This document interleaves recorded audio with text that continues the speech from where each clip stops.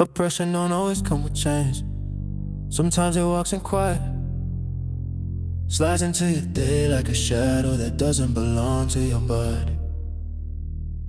It speaks in limits, moves in silence, breathes into places you were taught to make yourself small. And this warfare ain't loud, it's patient, it don't break the door down. It waits until you open it from the inside.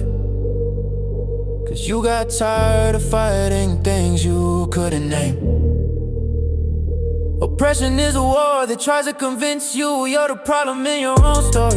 It don't strike your hands, it strikes your hope. It don't cut your legs, it cuts your vision. It don't hit your body, it hits your belief in the body you carry. This warfare is subtle like a whisper built to wound you. A lie that sounds like logic, a doubt that feels like truth, because you heard it too many times from too many mouths that didn't know your worth and didn't want to. The enemy don't fight fair, he fights familiar. He uses memories as weapons, uses expectations as traps, uses your own fears like keys to the cage. He prays you'll walk back into, but I learned something dangerous. He only attacks what threatens him.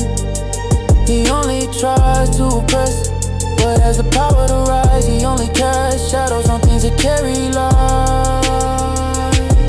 This warfare is daily, it shows up in decisions, in the way you talk to yourself, in the way you carry that nobody else sees, but everyone else benefits from. Oppression teaches you to doubt your voice, second guess your dreams, question your own reflection, until you start believing you're smaller than the person you were created to become. But not me, not anymore. I stood too long under ceilings that belong to somebody else.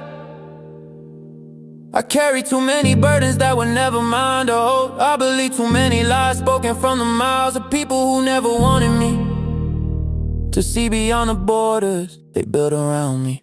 This warfare, I know it now. I recognize the tactics, the traps, the subtle attacks. I can feel when heaviness isn't mine. I can hear when a doubt ain't my voice. I can sense when a battle is really a distraction, dressed like duty. Oppression ain't just external, it enters the mind before it enters the room, and tries to make you feel guilty for being gifted, ashamed for being strong, afraid for being chosen, small for being powerful. It turns blessings into burdens if you let it, turns progress into problems if you listen to it, turns identity into confusion if you don't know your own name when you wake up.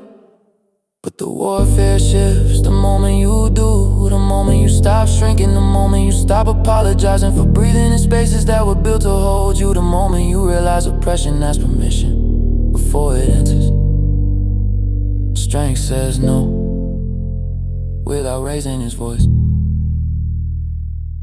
This battlefield is invisible, but the damage feels real. The fight is spiritual, but the